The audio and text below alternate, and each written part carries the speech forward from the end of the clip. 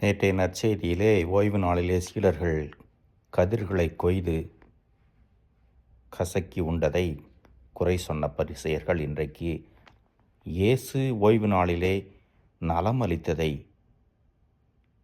குறையாக சுட்டி காட்டுகிறார்கள்.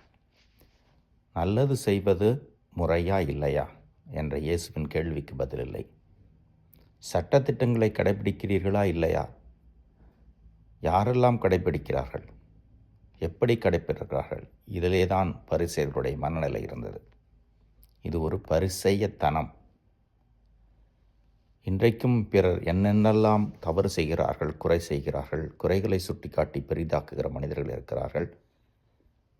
சில சமயங்களிலே அன்பு, நன்மை இதெல்லாம் அங்கே இருக்கிறதா என்பதை கூட பார்ப்பதில்லை. செய்யக்கூடிய செயலிலே கடவுள் அன்பும் இரக்கமும் மன்னிப்பும் பிற நலமும் மனிதர்களிடமிருந்து வெளிப்பட்டதென்றால் அது இறைவனின் செயல். நம்முடைய செயல்களை ஆய்வு பார்த்து கொள்வோம்.